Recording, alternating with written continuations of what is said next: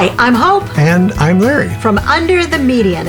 Tonight we're going to talk about what to do when you have completely and totally unexpected expenses. Do you see this number here? That's a big number. Yes, it is. And this was the number that we were told that it would take to fix Larry's teeth. Ouch. Smile, honey. You got a lot of money in that mouth right now. All right. You said put your money where your mouth is. Oh, my goodness. So this is our example, because this is a very current example for us of a very unexpected expense. And as you can see, this was a lot of money. Larry came home from the dentist and said, I have good news and bad news. The good news is I have no cavities. The bad news is it's going to take $8,000 to fix this mess in my mouth. Yeah. So what is this $8,000 stuff? Well, explain. I've had an overbite all my life, and it caused the lower teeth to wear down. The lower teeth wore down the upper teeth some, so they want to put crowns on 4 of the lowers and 4 of the uppers. Now they've done the lowers, so at least I don't have nerves exposed now like they were before. So we're halfway through the process. Yep. So the first thing that we want to advise you is that you should not immediately be wondering how you're going to pay for the expense. And I know that sounds really, it's like, what? That is actually the third step on the 5 steps that we are going to share with you. And we're going to explain why you shouldn't immediately worry about the money. Mm-hmm. The first rule of thumb is don't panic. Yes, don't panic. The first thing you're going to want to do is throw up your hands and panic and say, oh my gosh, this is the end of the world, because $8,000 kind of seems like the end of the world a little bit, right? So don't panic. We will tell you that we have a real rule in our family, and you may use this rule as your very own. For 32 years of marriage, our rule has been only one person can panic at one time. Can panic at a time. Yeah. And the reason for that is because... well, somebody has to be the voice of reason. Exactly. And so we have actually employed this rule. We've used this rule. Only one of us gets to panic at a time. That person can emote. They can be upset. They can cry. They can be sad. They can do what they need to do in order to process it. But the other person has to remain calm. Yeah. The second thing you should do is wait for the shoes to drop. You mean your shoes or my shoes? She has a lot more shoes. It's going to take a lot more time for hers to drop. Yeah, we mean metaphorical shoes. Oh, those guys. Okay. Okay, so wait. Sometimes if you have an emergency, oftentimes, especially if it's like a health-related emergency, it's not immediately clear what the scope of it is, or how long it's going to last, or what the treatment plan is going to be, or ultimately how it's going to affect your lifestyle or your finances. So morphing into full-on, how am I going to pay for this mode is sort of an exercise a little bit in futility at that point. You need to wait till you know all the facts. The second step that you should follow is to evaluate your options. There's always maybe a different way to get the same job done. So the first thing we did was call our insurance. Mm-hmm. Yeah, we wanted to find out exactly what the bottom line was going to be, how much they would cover. They got an estimate from the dental office, and then they figured it up. So we had an idea of exactly what we were in for here. I will tell you that our insurance company was great. But some of the questions you need to ask your insurance company, you need to know what your yearly deductible is. You need to know what happens if this goes over a calendar year. Our insurance company immediately said, well, wait a minute. Which teeth are worse, the bottoms or the tops? Because we will pay up to $2,000 in any one calendar year. So if you can just get the bottom ones done that had the exposed nerves, get those done right away. And if you can wait till after the first of the year on the top teeth, then we kick in another $2,000 for the following calendar year. Now, assuming that he doesn't have any more dental emergencies, then that will pay for about $4,000 of the $8,000 of expenses. That's what we mean when we say wait for the shoes to drop. Because all of a sudden, we weren't looking at an $8,000 savings goal. We were looking at a $4,000 savings goal. Now, the next thing you need to ask yourself is there another way to get the same job done? Is there a method that is less expensive? Make sure that you are asking your medical professionals about all the options and just say, I need them all on the table. We had to look at it realistically and say, is it less expensive to get false teeth? What are the pros and cons of that? And we discussed that with the dentist and ultimately came to the decision that it was better for him to keep his choppers as long as he could, the ones that God gave him.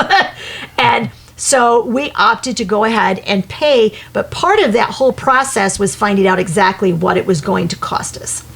Okay, so the third step, now we are finally at... looking at the budget. Looking at the budget. Yeah, now we're at step 3. Now you're going to start figuring out the money portion because you've not panicked and you've waited until you know exactly what you need. So the next thing you need to do is look at your monthly expenses. You should have a written budget. Yes, you should. And you should be living on it every single month. So you should pull up that document and say, let's look at the budget and figure out what we can trim. Can I just add here, the way that we budget, we follow the Dave Ramsey model of budgeting every dollar. In other words, every dollar that comes in, we have a place for it. We have a category. We tell every dollar what it needs to do.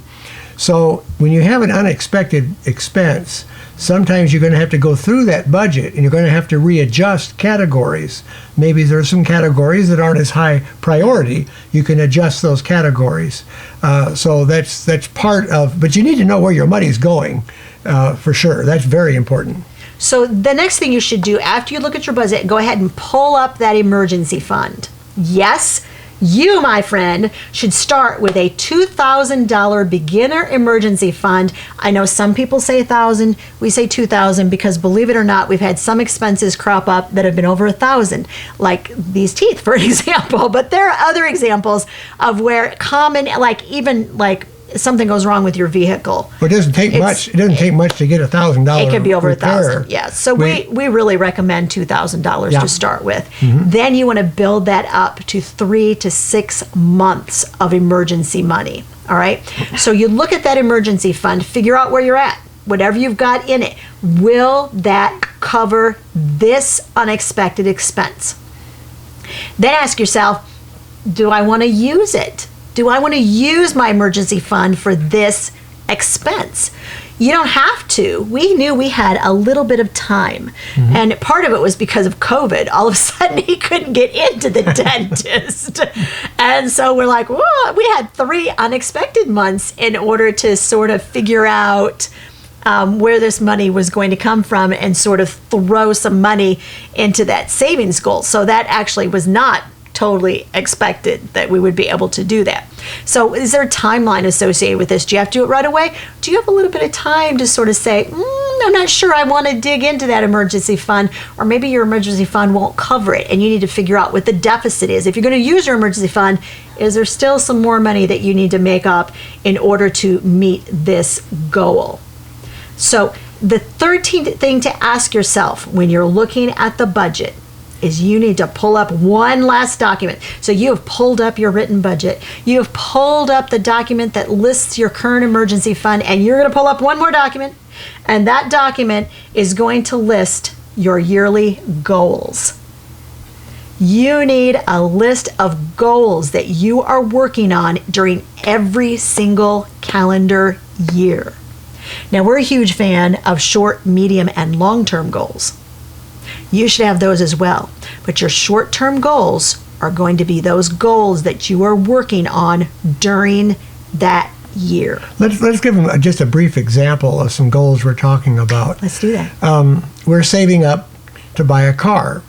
Now, we are always saving to buy a car because we pay cash. So as soon as we've paid for a car, that money dips in that account, and we're constantly throwing a certain portion into that category. So that can be adjusted, but it's a very low amount that we put into it. We're also saving up for retirement, so we've got a certain amount of monthly money that's going into that goal, and that's very important for us because I'm getting close to it now.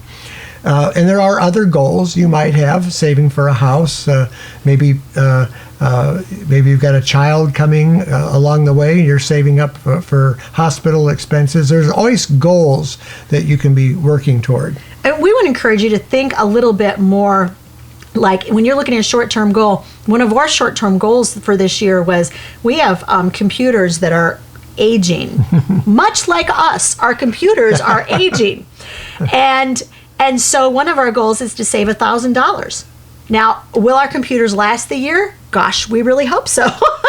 But if they don't, at the end of the year, we should have that $1,000 set aside. Now, I know that doesn't sound like a lot for a computer, but we actually bought three computers used for about $700, wasn't it? Right. Something like that. So we look at that money and strategically figure out how to use it. But there are always 3 or 4 goals that we have on our current goals list. Now, one of the things that I'm giving you like a special heads up, all right? Tonight, we are talking about what happens when you have an unexpected expense. Next Monday, when we drop our next video, it is going to be about doing a mid-year budget review, because we are actually getting ready to do that. And we are going to use actual numbers from our actual budget, and we are going to show you on paper how we track those yearly goals and how we know when we've met each goal.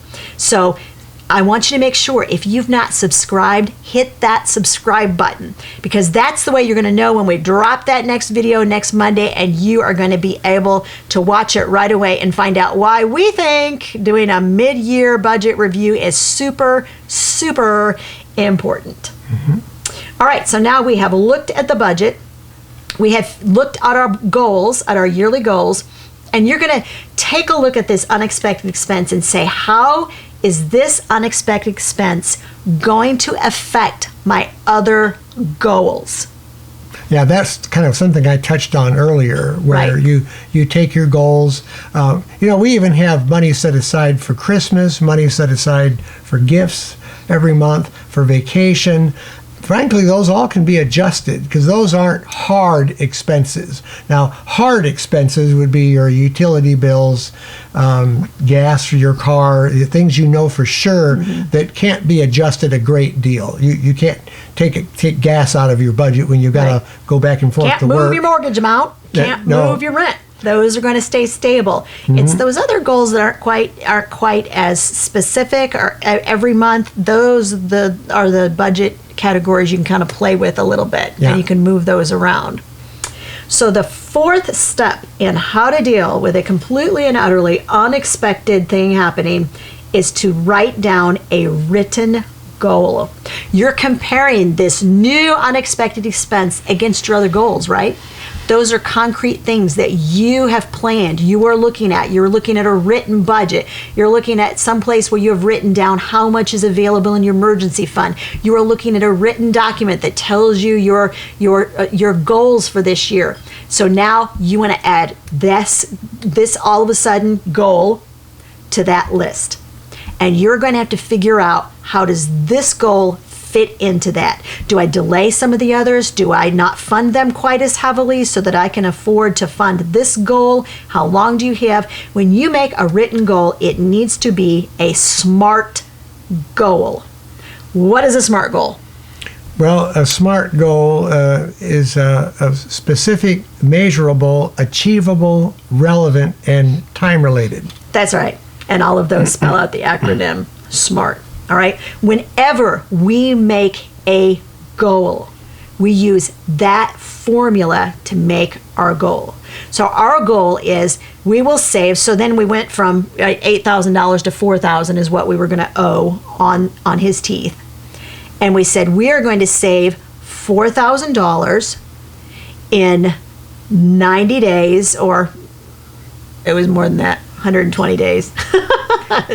That would make me panic. Yeah, it would. Sorry. I just about threw you for a... He's like, we didn't discuss this. 120 days. Is that right? Yes, that's 3 months. Yeah. And no, that's 6 months. 120. You would think, I'm the budget nerd, really. You would think math would be, I could get this. All right. So 120 days, so 30 days a month, that's 4 months. So 120 days, that's 4 months. In 4 months, say $4,000. So the question is, did we have an extra $1,000 a month? No, we didn't. So, but we do have various categories within our budget that we know, for instance, he's paid every 2 weeks.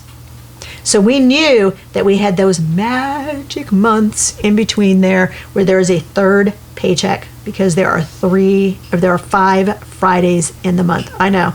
If you are paid every other week, then you know what I'm talking about, because twice a year you have a magic third paycheck. And we know we do not allocate that paycheck toward our monthly budget. That is extra money. Now, if you are paid every other week, and you get that magic third paycheck 2 or 3 times a year, I'm going to tell you, if you owe any money, you need to throw that toward debt. For us, because we're debt free, we can immediately say, oh, yep, going to throw that toward savings. And specifically, we're going to throw that right at this goal. You need to make everything count. And the 5th and final step of dealing with an unexpected emergency is you need to throw everything, including the kitchen sink, at it. Fortunately, we have 2 of those. So 2 kitchen sinks. So if I throw it at the goal, we still got a spare. Now, what we mean is, if you have a windfall.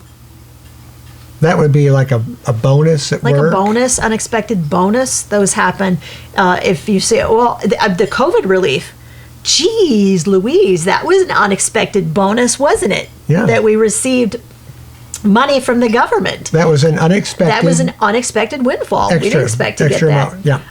If you're able to work some overtime, work the overtime. How about side hustles? Is there anything you can do for a short period of time? Now, these are specifically really important if your emergency fund is not going to cover this expense. You need to look real hard at some of these ways that you can throw everything, including the kitchen sink, at this one goal. Can you do some side hustles? And last of all, can you sell some stuff? This guy, amazing at selling stuff. I am not kidding you. He's like a master. He's like a selling ninja. Well, he is really good at it. And if you look right above right now in the video, you will see that I have suggested that you watch our video on how to sell stuff. Now, for those that sell on Marketplace, I discovered that last year and sold enough of the stuff around the house that I had that I didn't need to buy all the equipment that we now use for videotaping these money videos. So that's right. So it was quite a bit of money. Look too. for stuff to sell. And if you need help, watch that video, because he gives you a really fantastic step-by-step tutorial on how to display it, how to photograph it, how to describe it, and how to get those things sold at top dollar. So basically, it's how to market, and for people that do eBay, and there's other sources for selling things, but that is a good possibility. Right. So those are the 5 steps. Number 1, don't panic. Number 2, evaluate your options. Number 3, go ahead then, look at the finances, look at that budget. Number 4, make it a written goal. We always say make it written, because there is actually something scientifically that happens when your brain is in contact with your hand. When you write it, it becomes real to you. So make sure that you write the goal. Otherwise, it stays nebulous and you don't know when you're going to get it. I think it helps to write something down to keep from worrying or being concerned about it. Right. Once you have it on paper, you got a plan. It's concrete.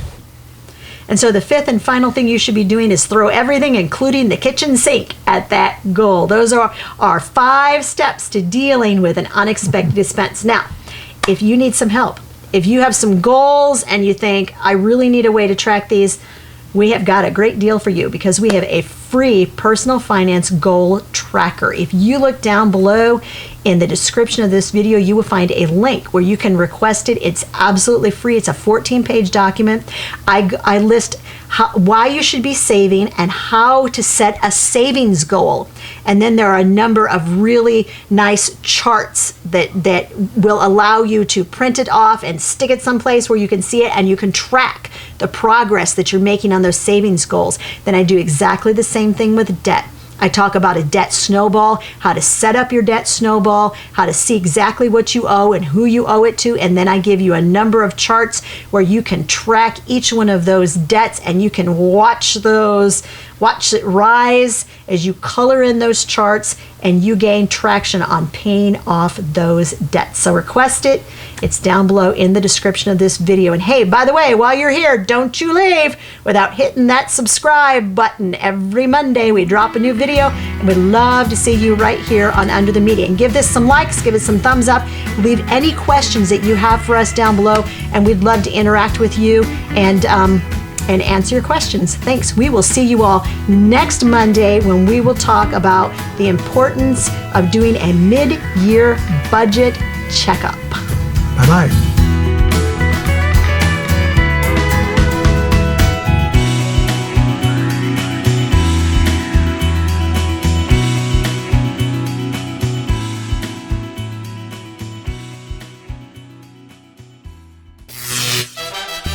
The bad news is, to fix this mess, it's going to cost $8,000. And I thought if I'd had teeth that were not in my mouth, I think we're going to start over again because this is weird. I started to say false teeth, I would have dropped them. Can I fix your stupid computer? Please fix my stupid computer. I meant to do that. Here's what we're going to do. We're going to go into settings. Okay. Watch this.